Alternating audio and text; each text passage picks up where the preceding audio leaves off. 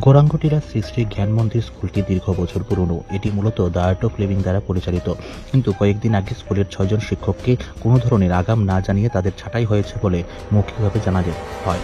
এই ঘটনায় আকাশ ভেঙে পড়ে তাদের মাথায়। এক একজন 15-20 বছর ধরে এই স্কুলের সঙ্গে যুক্ত।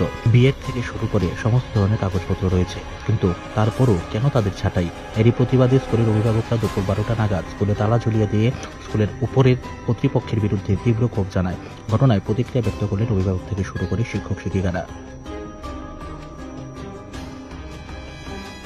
এটা কোন স্কুল এবং কি কারণে আপনারা আজকে তালা দিচ্ছেন স্কুলে?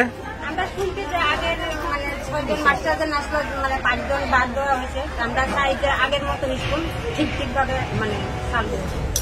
আগের মাস্টার বাদ দেওয়া দেখে না, আগের মাস্টার সব থাকতেই, কারণ আমরা বাচ্চারা তুলে মানুষ করতে পারতাম না। আপনার বাচ্চা এখানে কতদিন ধরে পড়াশোনা করে? 2 বছর মানে কি কারণে বাদ দেওয়া হয়েছে জানেননি আপনারা? এখন আপনারা দাবি কি? দাবি আগের মাস্টার থাকতে, আগের মতন স্কুল চলতে, আগের মাস্টারে থাকতে, আর আমরা এই আগের মাস্টার স্যার আমরা স্কুলে ছাত্র পাঠাই যেতাম না, আর স্কুল বন্ধ থাকবো।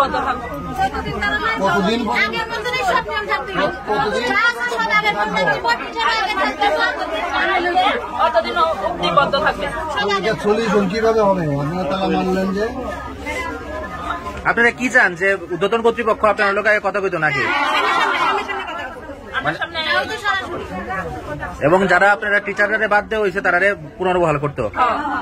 এই দাবি পূরণ না হইলে আমরা স্কুল বন্ধ থাকবো, ছাত্র মানুষ হবে না। এর কতজন স্টুডেন্ট আছে স্কুলে? আমাদের স্কুল থেকে হঠাৎ করে এরা একটা জুম মিটিং করিয়া করেছে আমরা স্কুলে আইতাম না, আইলেও আমরা বেতন পাইতাম না। তা আমরা দীর্ঘদিন ধরে ব্যক্তিগত আমি 23 বছর ধরে এই স্কুলের সঙ্গে কাজ করছি।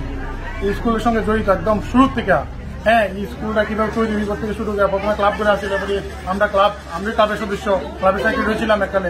হ্যাঁ, আমরা স্কুল এই ভূমিটা এই আর্ট অফ লিভিং সংস্থা নামে নাম করি, বিদ্যা মহাপীঠের নামে। হ্যাঁ, দান করে একটা স্কুল করতে যাতে কেন হয়, সুন্দর করে বাচ্চারা পড়তে পারে এলাকায়। তার বিনিময়ে আমরা এখানে একটা কাজ পাইছি, সত্যি কথা।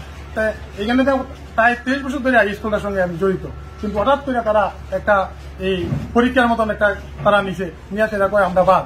হ্যাঁ, কিন্তু আমার দেখা যায় যে পরীক্ষার রেজাল্টে কোনো আমরা কপিও পাইলাম না, বা আমাদের বাদের কোনো কপিও পাইলাম না। আমরা কালকে থেকে স্কুলে আইতাম শুধু একটা মৌখিক, হ্যাঁ, একটা জুম মিটিং করে কইতেছে আমরা আর আইতাম না। কি কারণে কোনো প্রপার কোনো ইয়ে নাই।